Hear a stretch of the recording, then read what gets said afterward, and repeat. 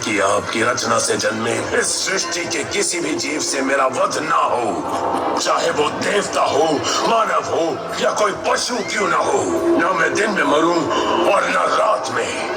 मेरी मृत्यु ना घर के भीतर हो और ना घर के बाहर, ना अस्त्र से, ना शस्त्र से, ना सजीव से और ना निर्जीव से। और तो और योग द्वारा प्राप्त की जाने वाली सभी सिद्धियां मुझे प्रदान करे। तीनों लोगों का यश और ऐश्वर्य मेरा हो तथा मैं समस्त जीवों का सम्राट कहलाऊं। मुझे अखंड शक्ति प्रदान करें और मुझे इस ब्रह्मांड का सबसे शक्तिशाली पुरुष बनने का वरदान दीजिए। हे ब्रह्मदेव, सबसे शक्तिशाली पुरुष।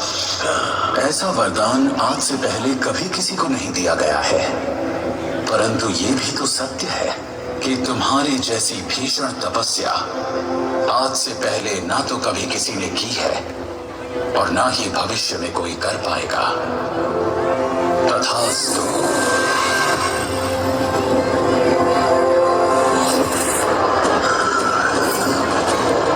मैं चिरंजीवी हो गया, अमर हो गया, मैं भगवान बन ही गया। अब सर्वत्र यही गुणगान, हिरण्यकश्यपु ही भगवान, हिरण्यकश्यपु ही भगवान।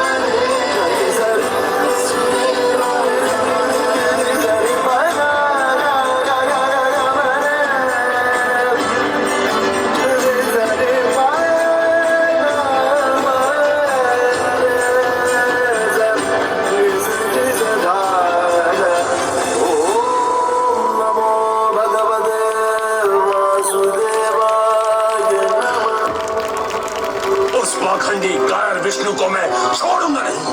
पिताश्री, मैं आपसे विनती करता हूँ कि आप कृपया जगत पिता नारायण को लेकर ऐसे अपशब्द ना कहें। ओह, उस जगत पिता का अपमान तुझे चुभता है और तेरे इस पिता का जो तू सदैव अपमान करता फिरता है उसका तुझे कोई पछतावा नहीं है। क्या वही विष्णु तेरे लिए सब कुछ है, मैं कुछ नहीं? ऐसा नहीं है पिताश्री, मैं आपसे भी बहुत स्नेह करता हूँ। अच्छा, देखकर लगता तो नहीं। सारा जगत इस हिरण्यकश्यप के आगे शीश झुकाता है। किसे चाहिए उस बहरूपी के 2 टके का प्रेम? तू उस विष्णु का चमचा है ना, तो बुलाओ उसे। कदाचित तेरे बुलाने से वो कायल मेरे सामने आ जाए। आज ये निर्णय हो जाए कि हम दोनों के बीच गीदड़ कौन है और सिंह कौन है। और वो इस सभा में उपस्थित प्रत्येक जीव, प्राणी तथा निर्जीव वस्तुओं में उपस्थित है। चुप कर दुर्लभ, कुछ भी मूर्खों की तरह बोले जा रहा है। देखा, कहाँ है वो?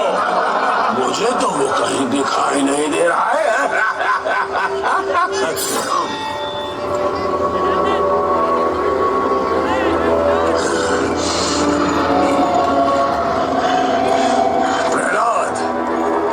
विष्णु सर्वोपरि है, क्यों? तब तो उसे इस स्तंभ में भी होना चाहिए। अवश्य है। तब तो प्रार्थना कर प्रहलाद, तेरी बात सत्य हो, क्योंकि यदि वो स्तंभ में ना हुआ तो आज आज ये हिरण्यकश्यप इस भरी सभा में सबके सामने तेरा सर धड़ से काटकर फेंक देगा। मैं तेरे विष्णु को चुनौती देता हूँ कि आज तुझे वो मुझसे बचा सके तो बचा ले। देखते हैं कि विष्णु अपने भक्त के लिए क्या कर सकता है।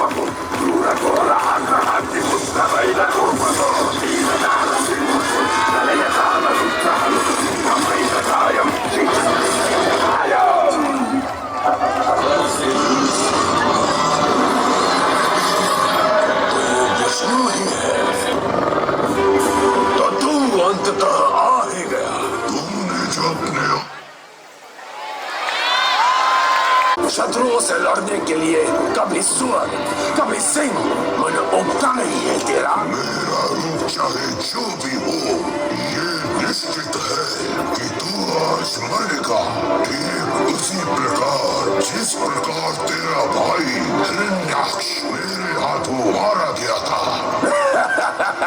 धमकी केवल तब दी जानी चाहिए जब उसे पूरा करने का सामर्थ्य रखते हो।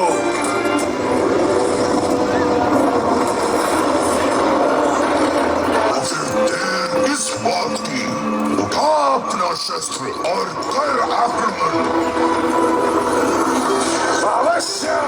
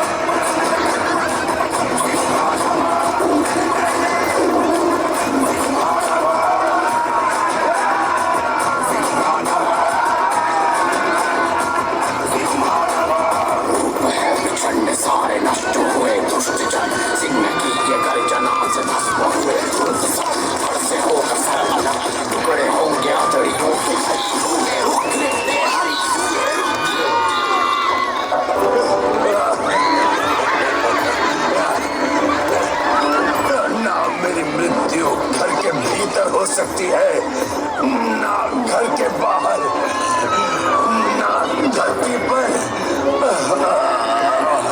और ना आकाश में, सजीव या निर्जीव किसी भी शस्त्र से मेरी मृत्यु नहीं हो सकती।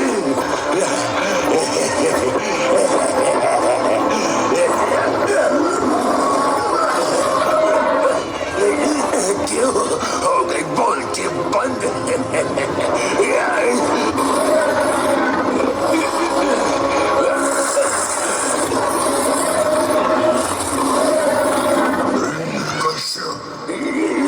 कब ये समझेगा रचना है, मैं ही परम रचयिता स्वयं भगवान हूँ। देख मुझे, न मैं नर हूँ और न ही पशु, मैं हूँ नरसिंह।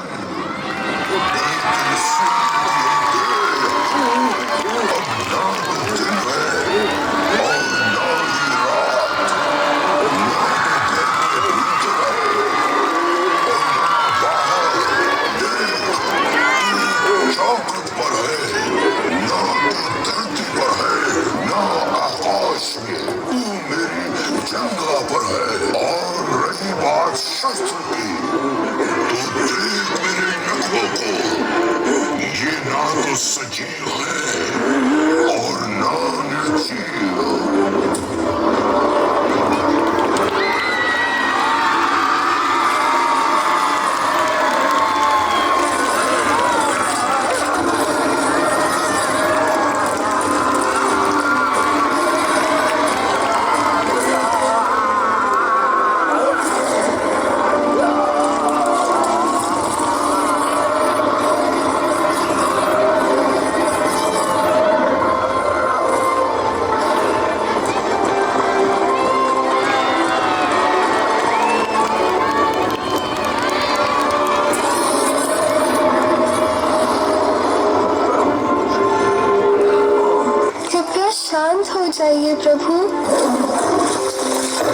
ना, सब कितने भयभीत हैं।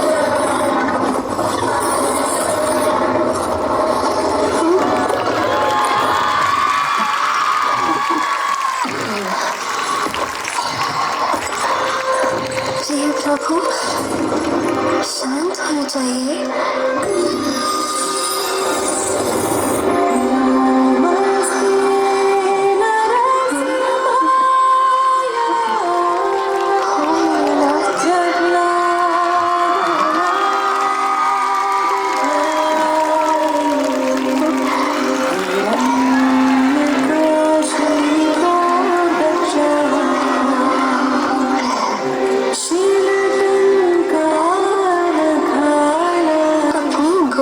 बिठाकर आप मुझे कितनी स्नेह से सहला रहे हैं। इसमें कोई संदेह नहीं है कि तुम मुझे ब्रह्मा, शिव और स्वयं देवी लक्ष्मी से भी अधिक प्रिय हो। हे नाथ, आपने तो अनेक अवतार लिए हैं, परंतु केवल एक भक्त की सुरक्षा हेतु अवतरित होकर मेरा ऐसा मान बढ़ाया है जिसका आभार मैं लाखों मुख से अनंत काल तक भी आपकी वंदना करके व्यक्त नहीं कर सकता। इसीलिए आपको बदले में देने के लिए प्रेम से भरे इस हृदय के अतिरिक्त मेरे पास और कुछ नहीं है प्रभु। दुख तो केवल इस बात का है कि मेरे पिता ने अकारण ही आपसे शत्रुता मोल ली थी। कृपया उन्हें क्षमा करें। प्रहलाद, हिरण्यकश्यप तो मेरे स्पर्श मात्र से पाप मुक्त हो चुका है।